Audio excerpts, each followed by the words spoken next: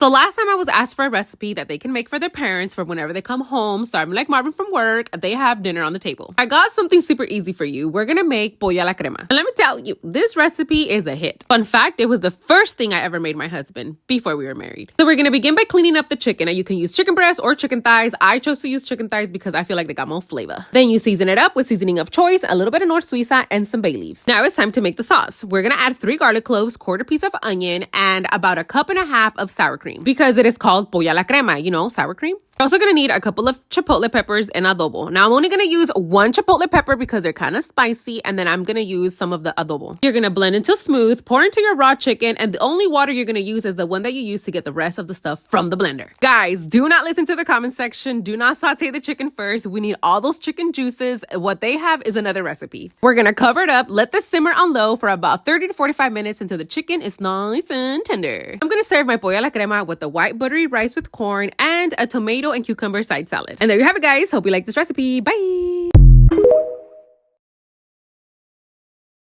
Let me show you guys how I made my cucumber honeydew agua fresca. First, I went to the grocery store, got myself the biggest cucumbers I've ever seen, and we peel and milk our cucumbers. That way the agua fresca doesn't come out bitter. And using this strange tool I found in the black market, we're going to decorate our cucumber because you already know garnish never stops and we need to make some garnish. We're also going to use half of the honeydew, and you already know garnish never stops, so reserve some for garnish. I also ended up peeling and adding a whole lime to the agua fresca because, I don't know, we just needed it. Our cup of sugar, wink wink, some water, and then we blend until smooth. To our pitcher, we're going to add our ice, our garnish, and then we're going to add what we blended a little bit over halfway, and then we fill up the rest with water. Now this is the perfect time for you to check for sweetness. If it needs more sugar, add more sugar. If it's too sweet, just add more water. Fill up your favorite cup with ice, and then you pour yourself some delicious and refreshing cucumber honeydew agua fresca. Like I said before, you already know garnish never stops, so we're going to continue to garnish our cup with a couple slices of lime and some cucumber. There you have it, guys. Hope you like this recipe. Bye!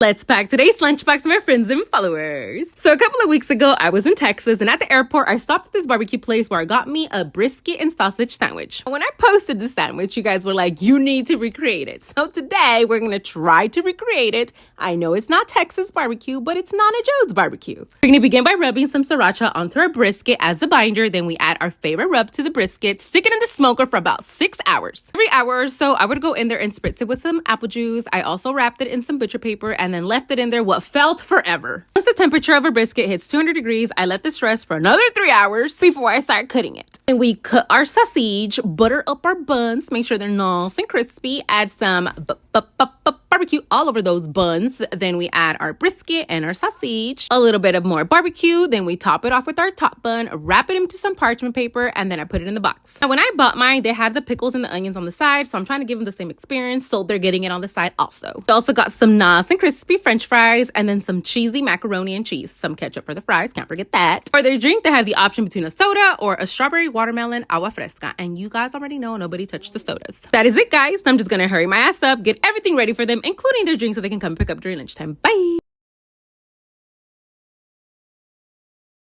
Let's pack today's lunchbox, my friends and followers. Since today's Saturday, I did want to keep their lunches super simple because I got a couple things to do and I didn't want to spend all day in the kitchen. I had some leftover pork from some juicy butts that I smoked.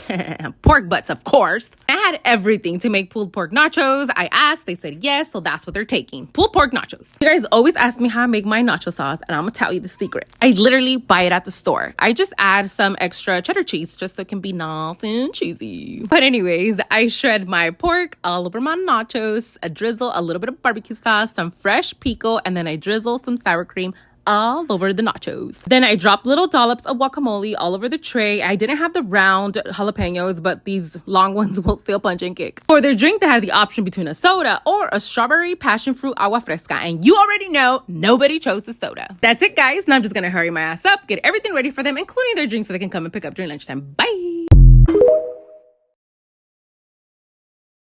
All right, y'all. So I saw that Popeyes has their new Buffalo Ranch chicken sandwich, and today I'm going to show you guys how you can make it at home. We're going to begin by making a quick little marinade for our chicken thighs. I'm going to use ranch seasoning and some salt because my ranch seasoning does not have any salt. I'm going to add some buffalo sauce and some buttermilk. Then I mix everything together, put this in the fridge to marinate for about 2 hours or overnight. For our coating, we're going to use equal parts flour and cornstarch, and I'm also going to season it up using some wing seasoning and some ranch seasoning. And then you mix. Now, when pressing the chicken, please do not do what I did. You have to go in there and press on that chicken as if you're doing CPR, like you're trying to bring the chicken back to life. You need that coating to stick so it can get nice and crispy. We're gonna deep fry these mother cluckers until the internal temperature is 165 degrees and the outside's nice and crispy. For the sauce, we're using equal parts buffalo sauce and ranch. Then we butter up our buns, make sure they're nice and crispy. Spread some of that buffalo sauce all over our buns. Then we're gonna add some pickles, our crispy chicken, and then we're gonna add more sauce onto the top bun.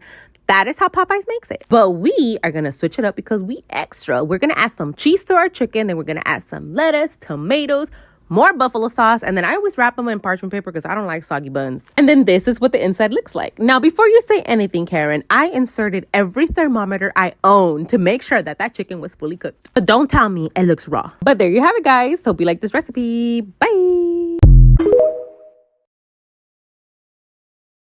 Let's pack today's lunchbox, my friends and followers. Today we're making them some smoked pulled pork macaroni bowls. We're gonna begin by prepping our butts by rubbing some mustard all over those buns. Pork buns, of course.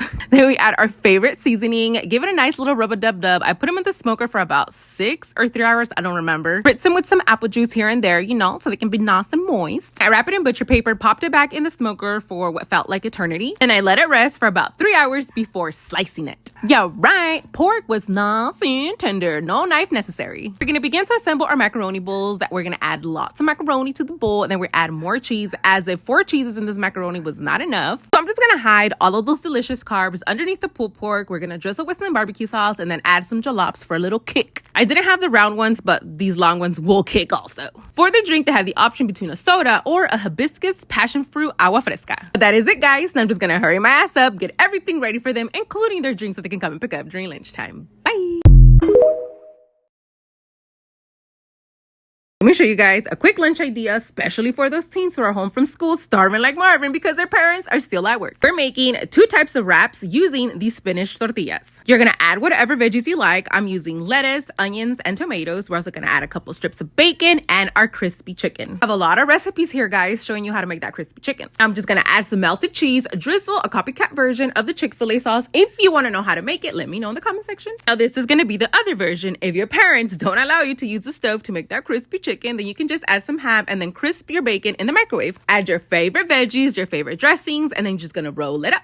Now, I always like to cut mine in half just, you know, so we can look at the inside, nice and pretty. This is what the one with the chicken looked like, and this is the one with the ham. There you have it, guys. 2 easy, quick lunch ideas that you can make at home. Hope you like this recipe. Bye!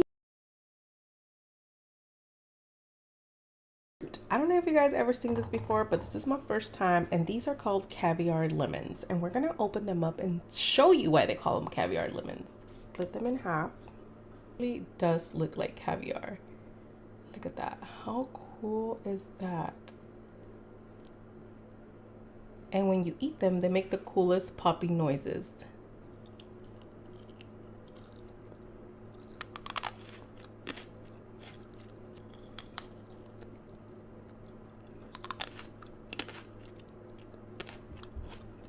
Can you guys hear it?